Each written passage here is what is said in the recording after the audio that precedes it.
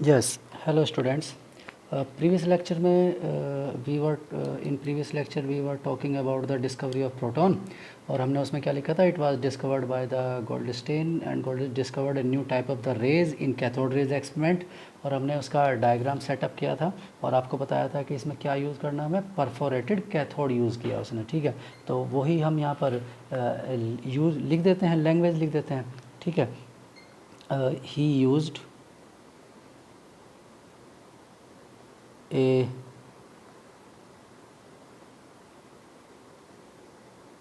perforated cathode in the discharge tube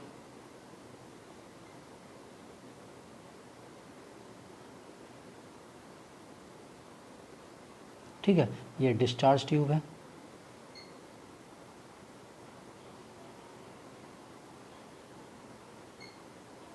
ठीक,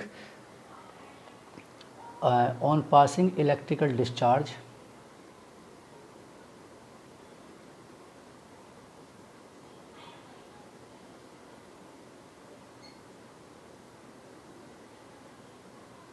on passing electrical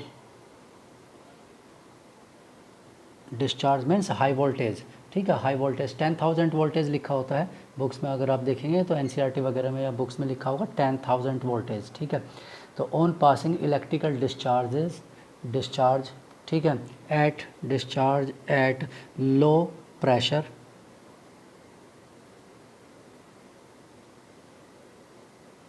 ठीक है। तो यहाँ पर गैस का क्या होता है, लो प्रेशर होता है, gas at low pressure,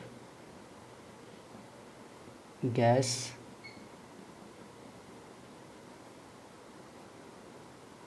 gas diagram में लिखते हैं, गैस एट लो प्रेशर, ठीक है। 10⁻⁻² टू 10⁻⁻³ ATM प्रेशर होता है, बहुत कम प्रेशर होता है, ठीक है। और भी इससे भी कम हो सकता है, अप्रोक्स इतना प्रेशर होता है, ठीक है। और हाई वोल्टेज ये अप्रोक्स 10,000 वोल्ट इसके आसपास होता है, ठीक है। ये जो वोल्टेज इसमें शो किया जाता है, ठीक है, कैथोड रे एक्सपेरिमेंट या एनोड रे एक्सपेरिमेंट में लगभग अप्रोक्स यही वैल्यू होती है, ठीक है। तो लो प्रेशर पर हमने उसे ठीक अप्लाई किया है वोल्टेज को। He observe a new type of rays streaming behind the cathode, ठीक है। He observe a new type of rays behind the cathode, ठीक। these rays were named anode rays और canal rays, these rays were named as anode ray और canal rays, ठीक है। The characteristics of these particles या these rays, particles ही present होते हैं इसमें, characteristics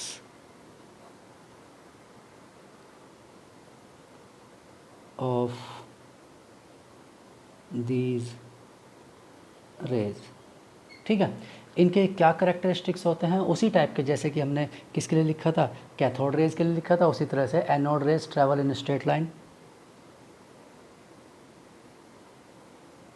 anode rays travel in straight line,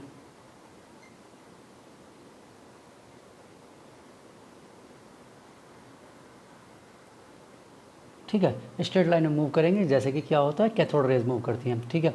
और ये anode rays consist of material particles, anode rays consist of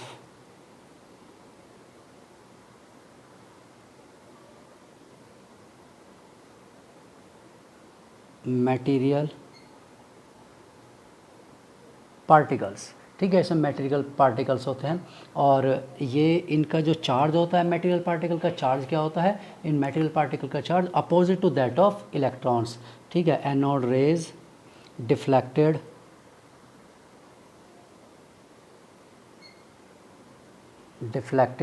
by the electric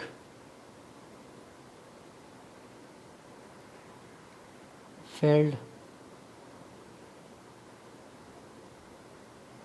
towards negatively charged plate। अब obviously अगर ये नेगेटिवली चार्ज प्लेट की तरफ क्या करते हैं, मूव करते हैं, this indicates that they are positively charge, दिस indicates that they are positively charged, ठीक है। इनमें पॉजिटिव चार्ज है, ऑब्वियसली अगर वो पॉजिटिव पार्टिकल हैं तो नेगेटिव की तरफ अट्रैक्ट होंगे, अगर वो नेगेटिव पार्टिकल हैं तो पॉजिटिव की तरफ अट्रैक्ट होंगे, ठीक है। और अगर मैग्नेटिक फील्ड अप्लाई करते हैं तो उसका रिवर्स होता है as that of electron. Electron जिस डायरेक्शन में मूव करेगा उसके अपोजिट डायरेक्शन में, ठीक है।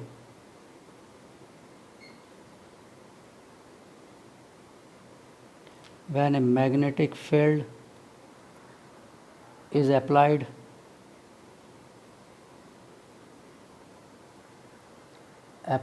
in the path of anode rays,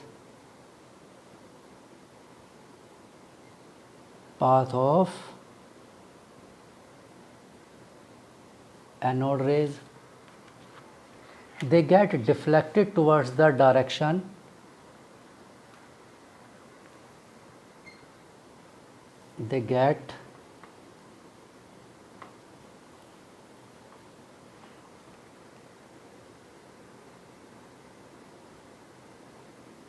deflected opposite to that of electron। they get deflected towards the direction, अगर डायरेक्शन भी लिखना चाहे towards the direction opposite to that of electron। Electron जिधर भी गया होगा उसमें मैग्नेटिक फील्ड पुट करने पर, जैसे आपको बताया था कि वो सी पॉइंट की तरफ जाता है, ठीक है, तो ये कहाँ पर जाएंगे, ये जाएंगे उसके अपोजिट, यानी ये ए पॉइंट की तरफ जाएंगे अगर मैग्नेटिक फील्ड की बात करें जो पिछले एक्सपेरिमेंट में हमने कहा था, ठीक है, तो उसके जस्ट अपोजिट जाते हैं, ठीक है। Unlike cathode rays the positively charge particles depends upon the nature of gas present in cathode ray tube, ठीक है, ये नेचर पर डिपेंड करता है, ठीक है। अनलाइक कैथोड रेज, इसका जो E/m वैल्यू होता है वो किस पर डिपेंड करता है, पार्टिकल्स पर डिपेंड करता है। ये पे इधर रख देते हैं, ठीक है। और चार्ज और मास पार्टिकल मैं दोनों लिख देता हूँ, charge and mass of the particle constituting anode rays vary and depends upon the nature of the gas contained in the discharge tube, ठीक है। तो next point 4.5 the charge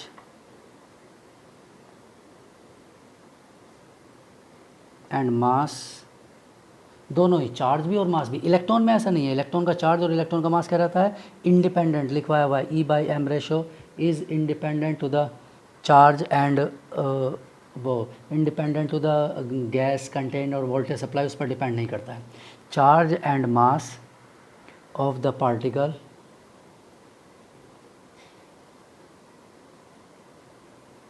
of the particles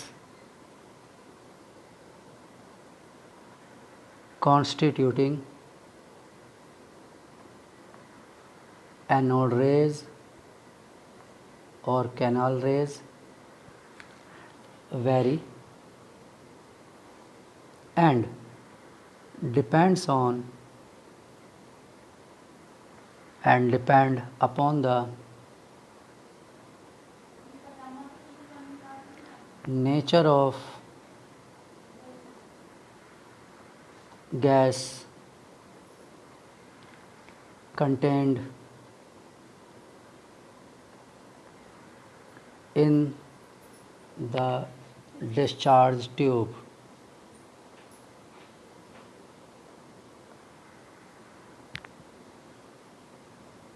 discharge tube. तो ये gas पर, nature of the gas content in the discharge tube, इस पर depend करता है। डिस्चार्ज ट्यूब में कौन सा गैस है उस पर डिपेंड करेगा, एज वेल एज वोल्टेज पर भी डिपेंड करता है। ठीक है, हाई वोल्टेज है, लो वोल्टेज है। ठीक है, इस तरह से एज वेल एज, ब्रैकेट लिख लेते हैं, as well as the applied voltage. Applied voltage से भी रिलेटेड होता है। ठीक है, वो कितने इलेक्ट्रॉन रिलीज़ करेगा, कितने नहीं करेगा, ये थोड़ा वोल्टेज पर भी डिपेंड करता है। ठीक है, जैसे E/M रेशो की वैल्यू को अभी हम डिस्कस कर लेंगे। ठीक है, एक दो एग्जांपल से, ठीक, तो आपको क्लियर हो जाएगा कि वो किस तरह से डिपेंड करता है। Next, positive rays are not emitted by the positive rays are not emitted by the anode. ये एनोड से रिलीज़ नहीं होती हैं, जैसे कि कैथोड रेज कैथोड से रिलीज़ होती हैं। These are not emitted by anode. ठीक है, बट ओरिजिनेटेड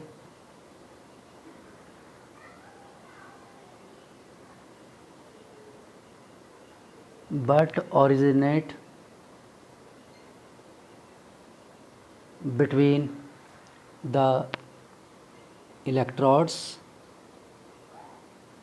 जो दो इलेक्ट्रोड हमने अप्लाई किया उनके बीच में जनरेट होता है। ठीक है, इलेक्ट्रोड्स फ्रॉम द आयोनाइजेशन। और कैसे जनरेट होता है? From the ionisation of gas atoms. ठीक है, तो ये पॉजिटिव रेज क्या होती हैं, और ये एनोड से एमिट नहीं होती हैं। ये इनका फिर ओरिजिन कहाँ से होता है कि दोनों इलेक्ट्रोड के बीच में जो गैस होता है उसका आयोनाइजेशन होता है, गैस के atoms, from the ionisation of gas atom. अब गैस के एटम्स कैसे आयोनाइज होते हैं? आपको कैथोड रे एक्सपेरिमेंट में बताया था कि जब वोल्टेज सप्लाई करते हैं तो गैस के पार्टिकल्स एनर्जी गेन करते हैं, या वो कैथोड से कॉलिजन करते हैं, और कॉलिजन की वजह से उन्हें एनर्जी एक्सेप्ट करते हैं, और एनर्जी से उनके इलेक्ट्रॉन का लॉस हो जाता है। इलेक्ट्रॉन गोज़ इनटू द, जो इलेक्ट्रॉन रिलीज़ होते हैं goes with the cathode ray, electrons तो कैथोड रेज के साथ चले जाते हैं, और ये गैस के आयंस जो बच जाते हैं, रिमेनिंग गैस एटम्स में से इलेक्ट्रॉन रिलीज़ होगा तो गैस आयंस बनेंगे। ठीक है, तो वो गैस आयंस कहाँ मूव कर जाते हैं? टुवर्ड्स द मतलब बैक साइड ऑफ कैथोड से निकलकर, परफोरेटेड अगर कैथोड है तो उसके बैक साइड में चले जाते हैं। ठीक है, परफोरेटेड नहीं है तो फिर वो ऑब्जर्व नहीं होंगे। ठीक है, तो फिर वो दिखाई नहीं देते हैं, क्योंकि वो हो सकता है कि वो, क्योंकि एनोड की तरफ तो जाएंगे नहीं। ठीक, क्योंकि वो तो खुद पॉजिटिवली चार्ज है। और दूसरा ऐसा भी होता है जब वो कहीं मूव नहीं कर रहे हैं, इधर बीच में ही है, तो वहाँ पर वो वापस कैथोड रेज के कुछ इलेक्ट्रॉन्स को गेन करके वापस क्या हो सकते हैं? न्यूट्रलाइज हो सकते हैं। ठीक, और अगर न्यूट्रलाइज नहीं होते हैं तो वो गैस के कंटेनर के बीच में ही प्रेजेंट होंगे, यानी डिस्चार्ज ट्यूब के कंटेनर जो भी है हमारे पास ट्यूब है उसके सेंटर में ही या इधर उधर ही घूमते रहेंगे। वो किसी एनोड की तरफ तो जाएंगे नहीं, और कैथोड की तरफ जाने का बेनिफिट है नहीं, क्योंकि कैथोड से कोलिजन हो जाएगा और वो उसके बैक साइड में नहीं जा सकते। इसलिए परफोरेटेड अगर लेते हैं तो वो बैक साइड में जा सकते हैं। ठीक है, और अब इसका एक जो ये इससे रिलेटेड है कि वो आयनाइजेशन के बाद में क्या जनरेट करते हैं, तो एक साइंटिस्ट है वीन, WEIN। ठीक है, वीन डिटरमाइंड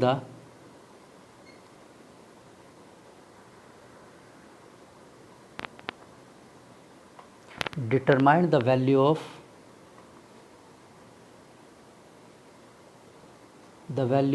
E/M। ये हमने पहले भी सॉल्व किया था, E/M for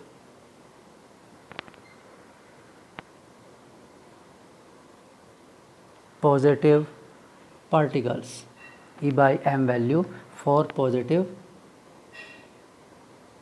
particles and found. ठीक, ये जो हम जितनी प्रॉपर्टीज़ लिख रहे हैं ये भी जैसे वीन साइंटिस्ट का हमने इसमें नाम लिखा है। ठीक है, तो ये प्रॉपर्टीज़ जैसे हमने किसने डिस्कवर किया था? गोल्डस्टीन ने डिस्कवर किया।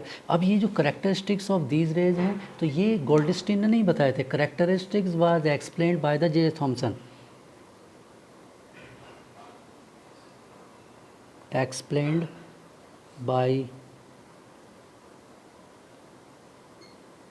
जे थॉमसन, ठीक है। तो प्रॉपर्टीज़ यानी एनोड रे के या प्रोटॉन की डिस्कवरी में कई साइंटिस्ट का रोल है। जैसे गोल्डस्टीन ने इसे ऑब्जर्व किया, इसकी प्रॉपर्टीज़ के बारे में उसे नहीं पता था इतना ज़्यादा, तो जे थॉमसन ने इसकी प्रॉपर्टीज़ को ऑब्जर्व किया, ठीक है, एक्सप्लेन किया, और ये सब प्रॉपर्टीज़, ठीक है। और E/M रेशो को जे थॉमसन ने सॉल्व नहीं किया, E/M रेशो को किसने फाइंड आउट किया? वीन साइंटिस्ट ने उसे फाइंड आउट किया। Determine the value of E/M for positive particles, ठीक है, एंड फाउंड। और क्या उसने क्या ऑब्जर्व किया कि ये गैस पर डिपेंड करता है। Was found that it was different for different gases, it was different for different gases, ठीक है। डिफरेंट गैसेस के लिए ये डिफरेंट वैल्यूज़ आती हैं, ये उसने ऑब्ज़र्व किया, ठीक है।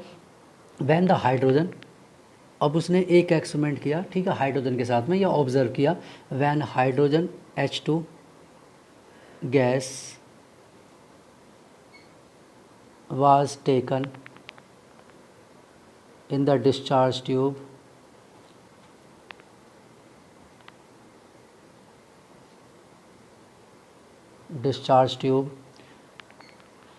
ठीक, the lightest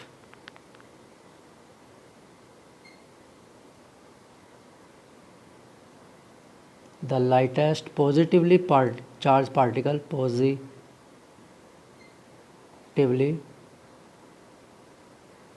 charged particle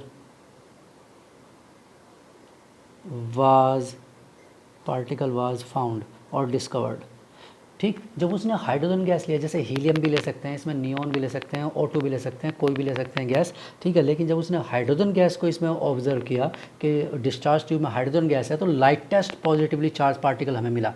इससे लाइट पार्टिकल मिलना पॉसिबल नहीं था, ठीक है। एक्सपेरिमेंट किए हैं, एक्सपेरिमेंट के बाद ही ये रिजल्ट निकला है कि इससे, ठीक है, its mass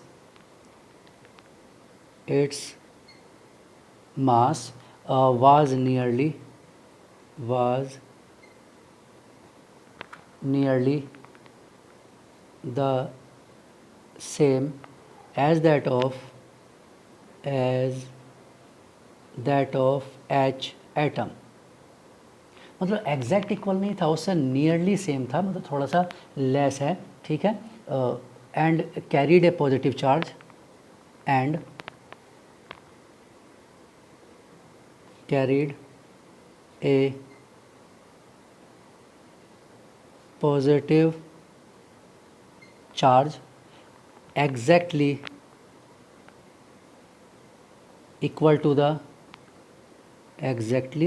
equal and opposite, obviously charge opposite है, किसके अपोजिट है? Electron, to that of an electron, ठीक है। This positively charge particle, this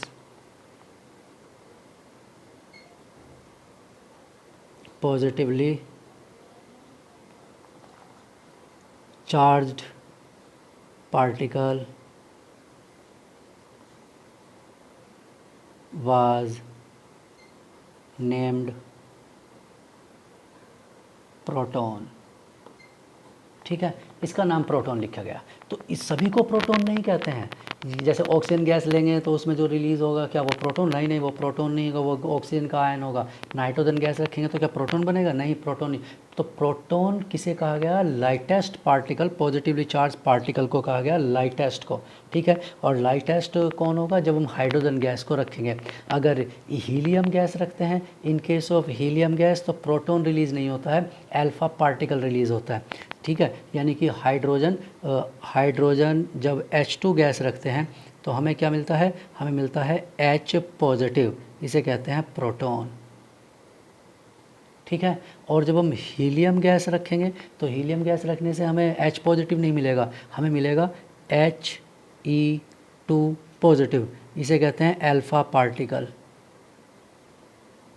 it is known as alpha particle, ठीक है, इसे अल्फा पार्टिकल कहा जाता है, ठीक। अब हम ऑक्सीजन एटम रखेंगे, ऑक्सीजन एटम रखते हैं तो क्या मिलेगा हमें, ऑक्सीजन से O2 से हमें क्या मिल सकता है, 3 आयन मिल सकता, O पॉजिटिव मिल सकता है, O2 1 पॉजिटिव मिल सकता है, या और भी हो सकता है O2 2 पॉजिटिव आयन भी हो सकता है, यानी एटॉमिक फॉर्म भी मिल सकती है और मॉलिक्यूलर फॉर्म भी मिल सकती है। तो ऑक्सीजन के केस में आपको वैरायटी ऑफ पॉजिटिवली चार्ज, लेकिन इनके कुछ स्पेसिफिक नेम नहीं है, जैसे इसका नाम तो हमने लिख दिया प्रोटॉन, इसका नाम लिख दिया हमने अल्फा पार्टिकल, ठीक है, इनका कोई ऐसा स्पेसिफिक नेम नहीं है। ये तो singly positively charge oxygen atom, single positively charge oxygen molecule, doubly positively charge oxygen molecule, बस इस तरह से लिखा जाएगा। और ये किस पर डिपेंड करता है, ये चार्ज पर डिपेंड करता है, वोल्टेज पर डिपेंड करता है कि हमने कितना वोल्टेज सप्लाई किया है। तो due to the variety of voltage क्या हो सकता है, ये पॉजिटिव बन सकता है, ये पॉजिटिव बन सकता है, या इस तरह का पॉजिटिव बन सकता है।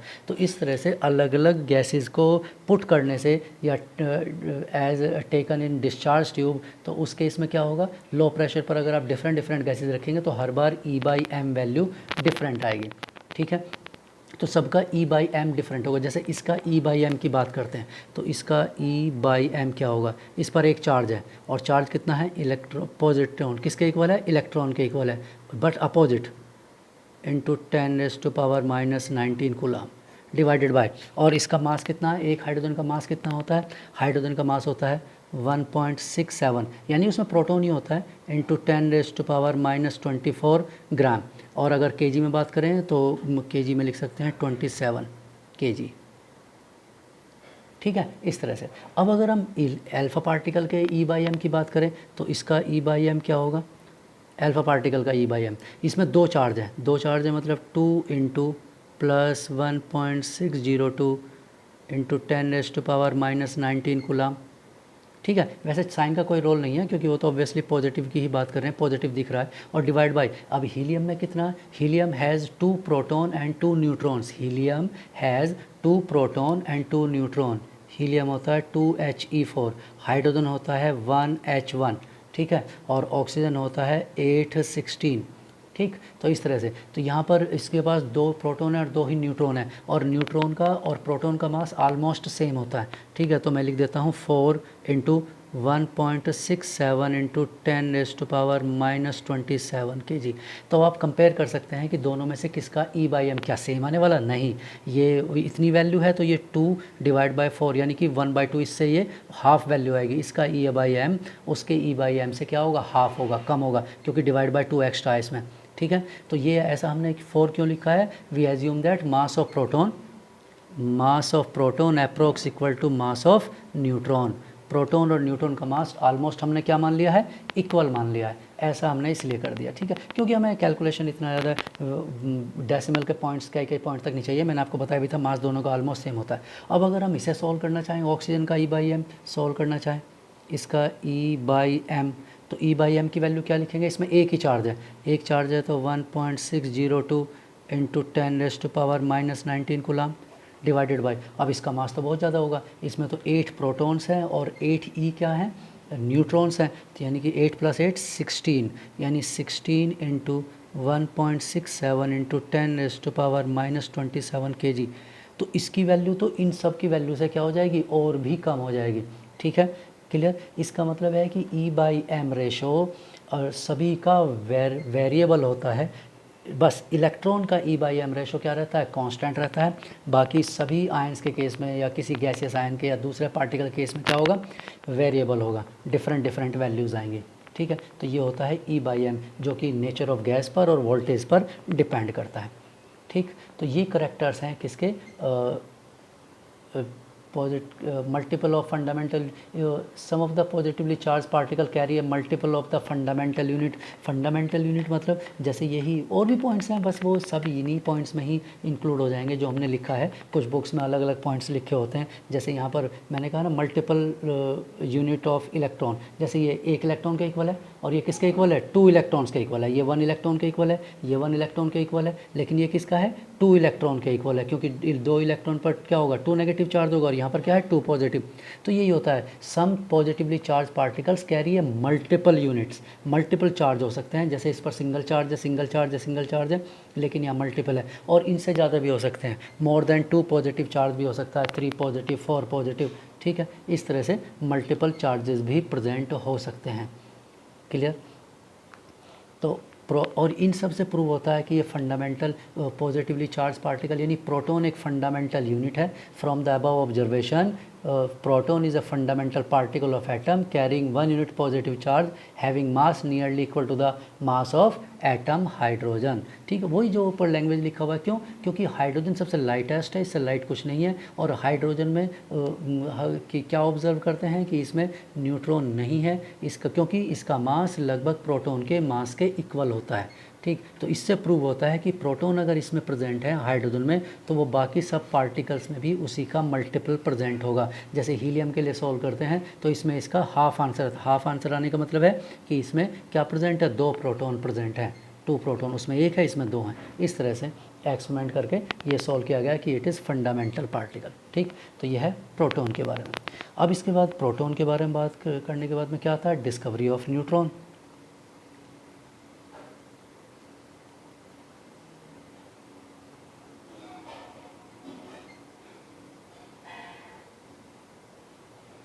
डिस्कवरी ऑफ न्यूट्रॉन, ठीक है।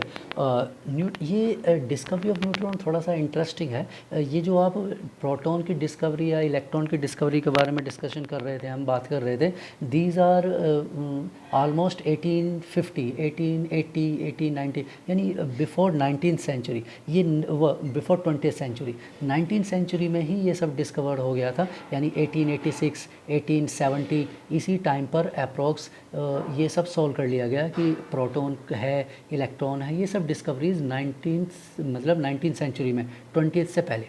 लेकिन ये जो डिस्कवरी ऑफ न्यूट्रॉन है, ये डिस्कवरी होती है 1932 में, 1932, यानी कि approx the discovery of electron and proton की डिस्कवरी के अप्रॉक्स कितना, लगभग 30 ईयर्स ये और 20 years, approx 50 years after the discovery of, approx 50 years after the discovery of electron and proton. ठीक है, इसके डिस्कवरी के बाद रदरफोर्ड हैज़ प्रिडिक्टेड, पहले रदरफोर्ड ने इसे प्रिडिक्ट किया और बाद में फाइनली किसने ऑब्जर्व किया, फाइनली इसे ऑब्जर्व किया किसने, चैडविक ने इसे डिस्कवर किया एक्चुअली। लेकिन उससे पहले रदरफोर्ड ने इसके बारे में थोड़ा सा हिंट प्रोवाइड कर दिया था। ठीक है, after the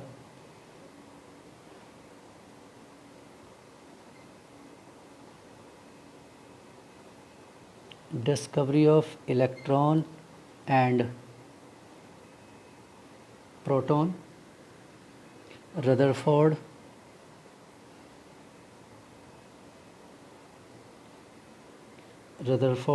had predicted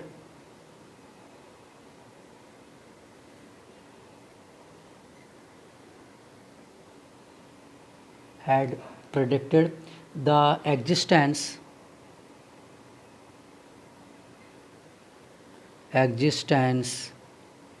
of a neutral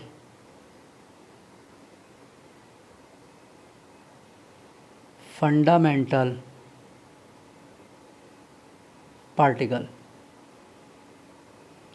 तो रदरफोर्ड ने 1910 या 12 के आसपास ये प्रिडिक्ट तो कर लिया था कि एटम के अंदर क्या प्रेजेंट होगा, कोई एक न्यूट्रल पार्टिकल भी प्रेजेंट होगा, existence of a neutral fundament, और वो भी फंडामेंटल पार्टिकल होगा। लेकिन एक्चुअल जो डिस्कवर्ड होता है वो कब होता है, 1932।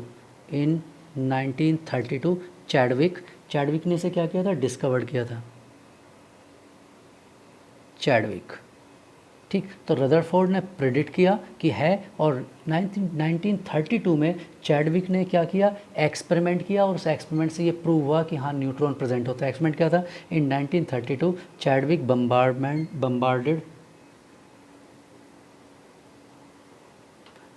bombarded the alpha particles, bombarded the beryllium or boron atom element या atom with alpha particles, with alpha particles.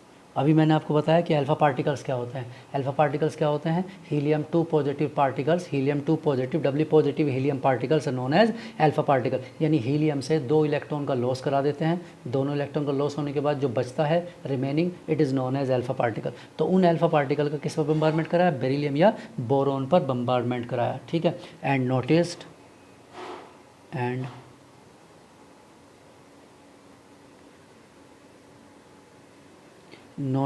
the emission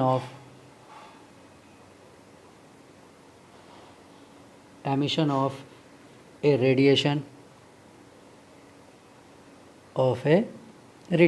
उसने ऑब्ज़र्व किया कि कुछ रिलीज़ होता है जब इसका बम्बारमेंट करते हैं, तो कुछ रिलीज़ होता है और जिसके having the characteristics, radiation having the following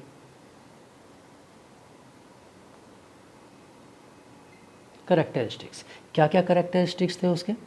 ठीक, पहला, the radiation was highly penetrating,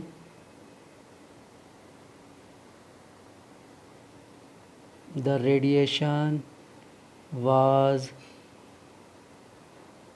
highly penetrating. ठीक है। हाईली पेनिट्रेटिंग मतलब ये इनकी जैसे आपको बताया था कि अल्फा रेज क्या करती, वो कैथोड रेज क्या करती हैं, थिन शीट को, मेटल की शीट को क्या कर देती हैं? पेनिट्रेट कर देती हैं। तो इनकी पेनिट्रेशन पावर उनसे भी ज़्यादा थी, न्यूट्रॉन की पेनिट्रेशन पावर उससे भी ज़्यादा थी। ठीक है। The radiation was highly penetrative, पहला। और दूसरा, unaffected by the radiation,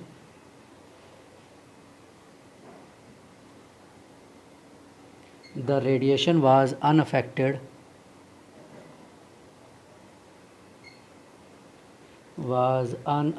by magnetic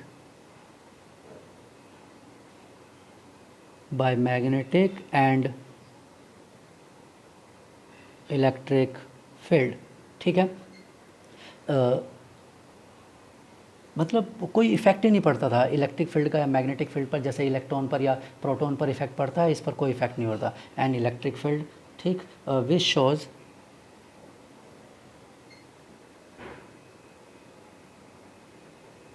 that it is neutral particle या इलेक्ट्रिकली न्यूट्रल, इलेक्ट्रिकली वर्ड लिख सकते हैं या कोई नेसेसरी नहीं है, इट इज़ न्यूट्रल। ठीक है। और तीसरा point, it was found to have approximately mass, the same mass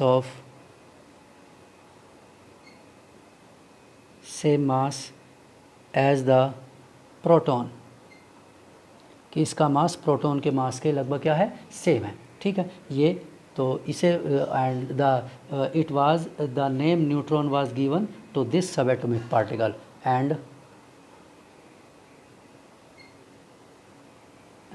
it was named as